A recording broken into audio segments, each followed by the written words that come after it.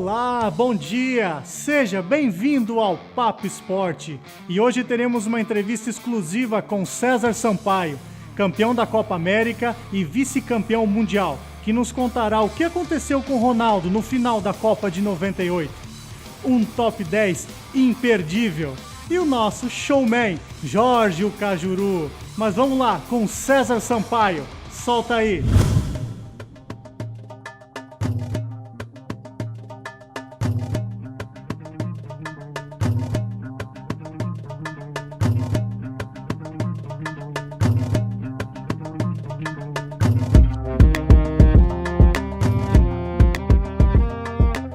Em Joinville, há uma elegante harmonia entre arquitetura, paisagem, esporte e artes.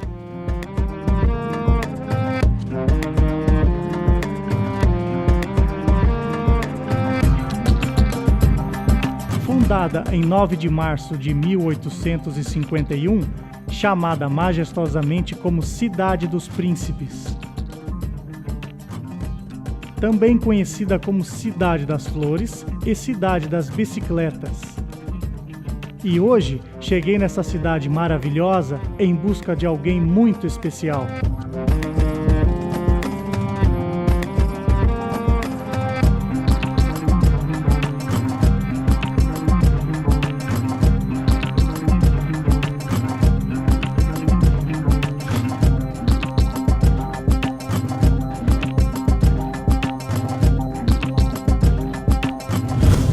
Carlos César Sampaio, muito bom dia. Bom dia, João. Bem-vindo. É uma honra te conhecer, Sampaio. Prazer é nosso, cara, recebê-los aqui, a gente iniciando aí um calendário árduo, né, de 2015, com a responsabilidade de êxito aí nas competições, mas motivados, né, prazer tê-los aqui. César, o Papo Esporte começa lá do início, né? Vamos lá no início, então, tempo da chuteira. Como é que foi teu início, cara? Onde que foi, como é que foi a história aí? Bom, meu início não foi muito diferente da maioria dos atletas, né? Assim, sou de uma família humilde, meu pai era carteiro, minha mãe costureira, né? Na época costurava para fora, né? E eu vivia, bem dizer, na rua, né? Criado na rua, nos campinhos de bairro, né? E aí dali, César, tu foi para onde foi teu início como atleta? Eu fiz teste nos grandes clubes, eu sou natural de São Paulo, no bairro do Jabaquara, na zona sul de São Paulo. Eu fiz teste nos clubes de São Paulo todos, né? Nos grandes, acabei não passando. Fiz teste no Nacional também em Santos, não passando. E aí, bom, meu pai disse, vai trabalhar, tinha que ajudar em casa. Com 14 anos, com 13 para 14 anos eu comecei a trabalhar como aprendiz mesmo, né, numa metalúrgica, e graças a Deus a metalúrgica faliu. e nesse interim tinha um clube da prefeitura, um projeto social, onde o Lima, um ex-jogador do Santos, sim, né, do tempo do Pelé e tal, ele era o coordenador desse projeto que visava tirar as crianças da rua, da periculosidade, das drogas, assim, onde eu nasci. E ele me arrumou um teste no Santos, né? Então, foi aí que eu fui para Santos e fui aprovado, né? E passei no teste. No primeiro ano eu jogava futsal no São Paulo e jogava futebol de campo no Santos. Então, eu tinha no Sub-15, né? Hoje que era o infantil na época, sim, eu tinha essa correria de estar indo para o colégio, indo para Santos, voltava, ia para o colégio à tarde e treinava futsal à noite. Então, nossa, esse primeiro ano foi loucura. E aí, depois do segundo ano, já fui para o alojamento de Santos. Enfim, eu fiquei 8 anos no Santos. 8 anos. Comecei minha carreira em Santos. E César, tu depois, claro que tu subiu, jogou pelo Santos, mas onde tu teve maior visibilidade, onde tu ganhou quase tudo, ou tudo mesmo, foi no Palmeiras, né? Isso. O Palmeiras eu acho que foi o divisor de águas aí na tua carreira. Foi a equipe que me projetou até, né, internacionalmente falando. A gente teve grandes conquistas, né? Assim, bem dizer, né? Tudo. Que time era? Faltou só o título mundial, nós somos vice-campeões mundiais, né? Perdemos para o Manchester na oportunidade. mas ganhamos Paulista, Brasileiro, Libertadores, né? Eu tive 2 passagens no Palmeiras e nas 2 passagens, nas 3, né? Depois como gestor também, como gerente de futebol, a gente ganhou a Copa do Brasil, enfim. Palmeiras foi a equipe que me marcou mesmo, que me projetou para o esporte em geral. Ali que eu acho que surgiu o São Marcos, né? Naquela... A coisa tava feia ali. Foi na Libertadores mesmo, né, que o Veloso teve um problema na mão. Ele iniciou a Libertadores, o Marcos era o goleiro reserva, né? Havia até então uma preocupação de colocar ele era novo, né? O Veloso já era um cara mais experiente na Libertadores. E no jogo da Argentina ele fez no mínimo 3 defesas assim que foram assim, são milagres, né? Como a gente fala. Foram milagres, né? E aí o apelidaram de São Marcos, acho que um apelido propício, né? Encaixou assim, sob medida e foi o que foi. Depois disso ele fez a história toda no Palmeiras, na seleção também, com mundiais, né? César, depois, quem foi a tua primeira, quem te convocou primeiro? A tua primeira convocação? Foi o Falcão, em 90. Na verdade, estava havendo um momento de reformulação, né, depois do Mundial, e foi num amistoso Brasil e Chile, em Belém do Pará. Essa foi a minha primeira convocação. Bom, ao todo eu tive 68 convocações, né? Eu fiquei de 90 a 2000, esse período na seleção, com o Mundial de 98, né? Sim. Que era, sim, que foi um momento de maior importância para mim na seleção, né? E, apesar foi campeão da Copa América, né? Campeão da Copa América em 97, da Copa das Confederações também. A gente tem algumas conquistas e vice-campeão mundial na França. Aquela Copa foi especial, né? Tu tem 6 gols na seleção, né? Isso. E os 3 foram naquele mundial, né? Foi. Eu fazia em média 3 gols por ano, né? E fiz 3 gols numa Copa só. Decisão de parar de jogar. Bom, o Falcão disse que o jogador de futebol morre 2 vezes, né? Que ele morre quando morre, mas morre primeiro quando para. É algo difícil porque no mercado corporativo já existe essa preparação, né? Um direcionamento. O futebol... eu, particularmente, sempre fui um atleta que sempre me cobrei muito, sempre quis jogar em alto nível, sempre quis ser melhor em campo e tal. Então, os sinais físicos, né, a gente começa a perder a força, algumas lesões, cirurgias também. Não quer enxergar. Né? Não. É difícil, não quer enxergar isso. Eu operei os 2 tendões, até voltar a jogar 13 meses. Então eu voltei para jogar mais uns 3 meses, na minha mente era jogar mais uns 3, 4 meses e parar.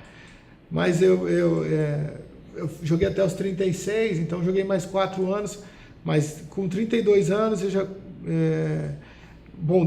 eu tive uma parceria com o Rivaldo de 98 a 2004. Nós montamos a CSR e meu sonho sempre foi ser... gestor, né? Trabalhar nessa parte administrativa. Então, eu comecei a me dedicar mais aos estudos com 32 anos. Quando parei, fui para a parte acadêmica. Então, eu já tinha uma carreira e nós tínhamos a empresa, nós tínhamos montado o Guaratinguetá, né? O clube lá em São Paulo. Então, eu já estava mais ou menos engajado, né? Assim, eu gosto mais da parte técnica, eu acho que deveria ter mais espaço, né? E a qualidade técnica sobressair, né? Ter mais chance da qualidade técnica prevalecer. Mas é esse cenário atual, né? E a gente está inserido aí nesse cenário e tentando fundamentar as nossas opiniões para, quando tiver oportunidade, tentar contribuir com algo, né? Você é campeão, né? Já chegou sendo campeão aqui no JEC. Cara, a gente foi muito bom mesmo. O JEC há 28 anos buscava o retorno à divisão de elite, né, a Série A do Brasileiro.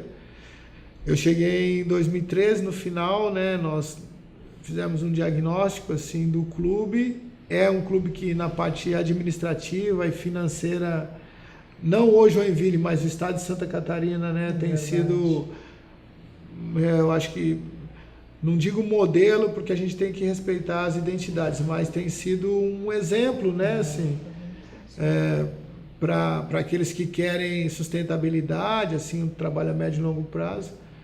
E aí eu vim com a responsabilidade mais da parte esportiva mesmo, né?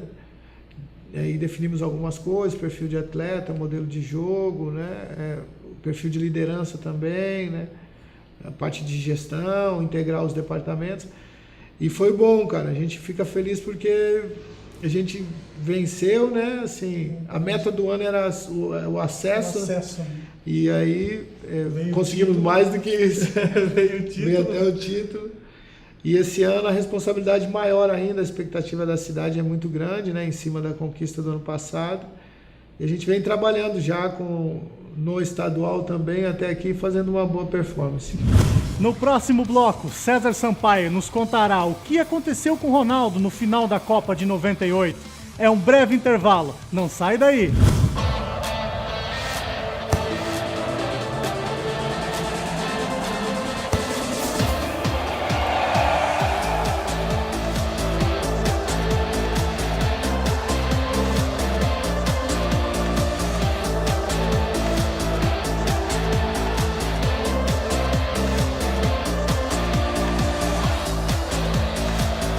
BKR, a marca que cresce formando valores e campeões para o Brasil. Não tem como a gente não tocar nesse assunto, né? O Brasil foi para a final assim como um time para ser campeão do mundo mesmo, né? Porque era uma baita de uma seleção. E eu tenho que, claro, eu acho que todo mundo já conhece a história, mas tu foi um dos caras que ajudou o Ronaldo na hora da convulsão. Como é que foi essa história ali, cara? O que aconteceu com ele mesmo ali? Foi, né? Então, infelizmente,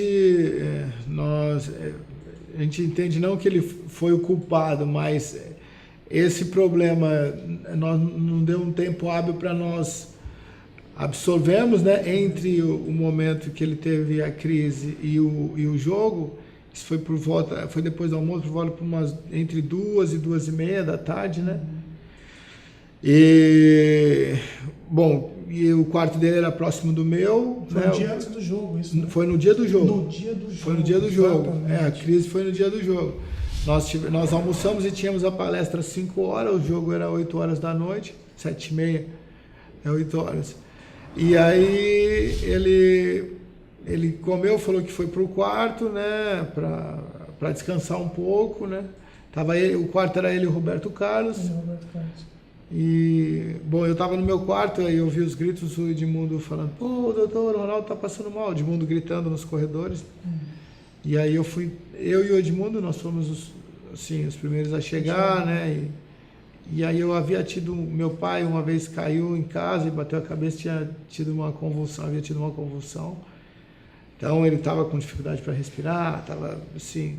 E o Ronaldo era o mais rápido, mais forte, tinha sido o melhor do mundo, então estava num momento assim, que era o referencial para a gente. E, bom, a gente abriu a boca dele, eu e Edmundo lá, enquanto isso os outros atletas chamaram os médicos e tal. Mas foi algo que a gente não conseguiu absorver, né? Não conseguiu digerir, porque nós saímos pro estádio depois disso, aí falamos para ele que os médicos comunicaram a ele, né, que ele havia tido uma convulsão, uma crise, né, convulsiva, e ele ia pro hospital fazer uma bateria de exames. Então, quando nós saímos pro estádio, ele foi pro hospital fazer uma bateria de exames, e depois ele chegou nós o encontramos, antes do aquecimento, ele chegou no vestiário, aí falando que queria jogar, não, vou jogar. E já tinha saído até para a imprensa, o Edmundo. Já tinha saído. Né? O Zagallo fez a preleção com o Edmundo, e contou um monte de história, falou, Edmundo, falou, o futebol é assim mesmo, todos têm que estar preparados, você vê algo assim que aconteceu hoje, mas a gente confia em você, Edmundo, e tal. Você preparou o Edmundo, aí quando o Ronaldo chegou, caiu o Edmundo, aí houve uma reunião lá.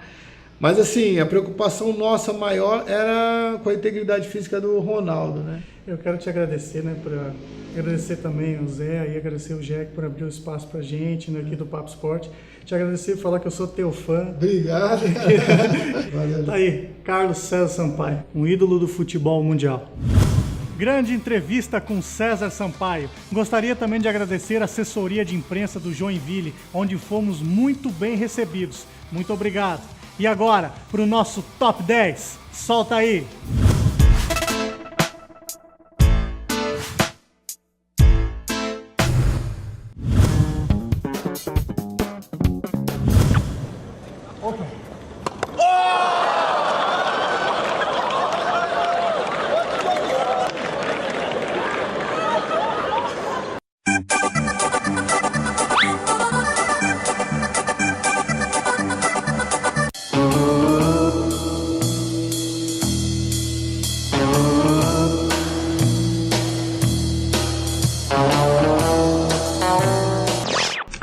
So Rafa, do you know what you're going to give me for Christmas yet? You know what? I'm gonna come to Switzerland and play an exhibition match for your foundation. So Rafa, do you know what you're going to give me for Christmas yet? You know what? I'm gonna come to Switzerland and play an exhibition match for your foundation.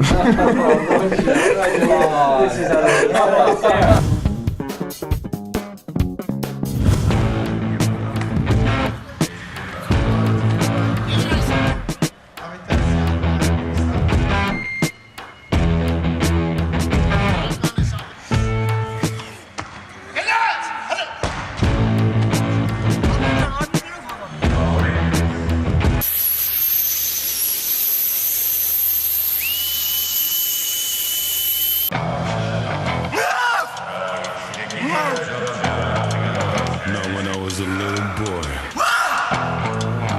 at the age of 5, I had something in my pocket. Keeps a lot of folks alive. Now I'm a man.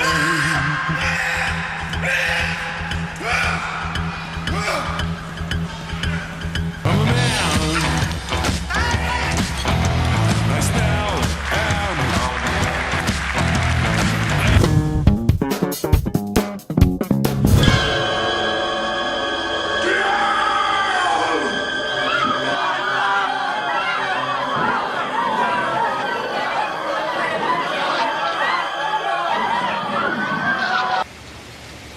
Take your mark.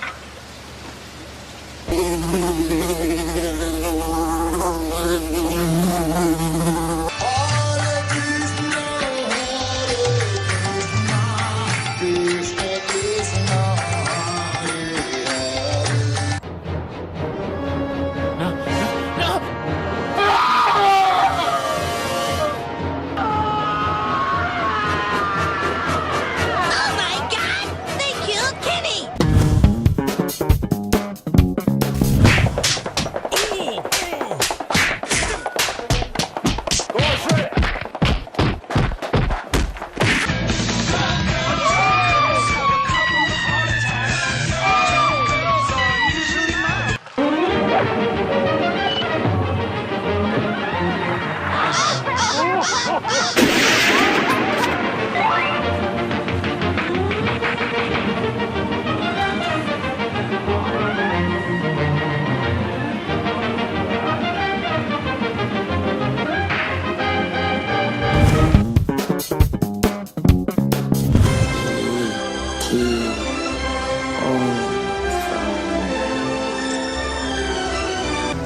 The name's Bond.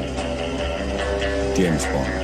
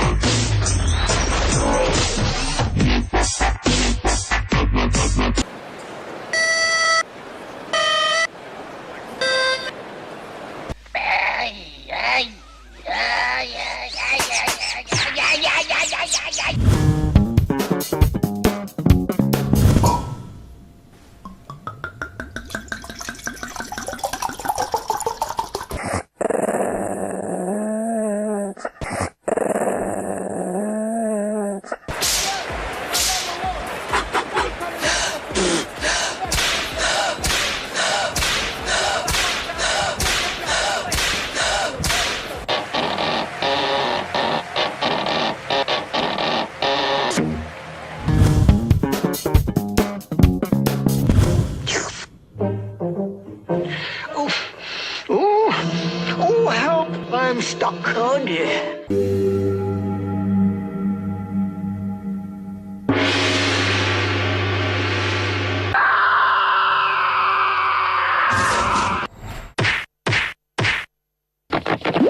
ho, here we go. I'm fired up on the rodeo. Tally ho, don't let go when you hop on the back of the big Bronco.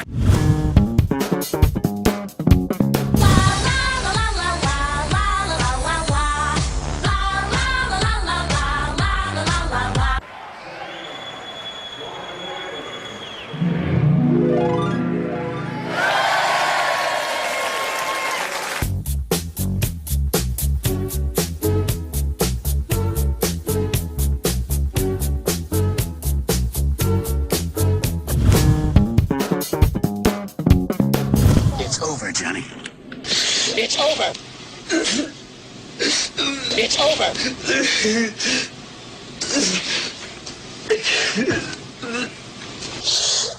Acabou.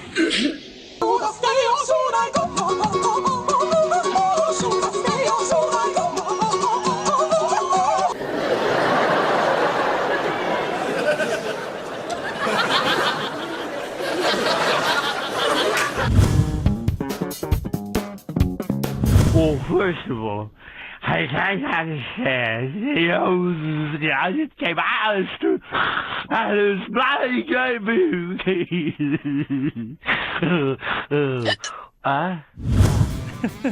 O nosso top 10 está cada vez melhor. E agora, o nosso showman 100% livre, Jorge Cajuru. Fala aí, Cajuru.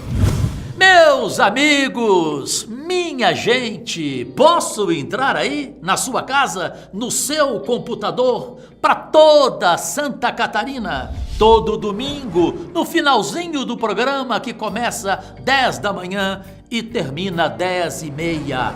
Com a sua permissão, muitíssimo obrigado. Alô, alô, Jonathan, aqui estou.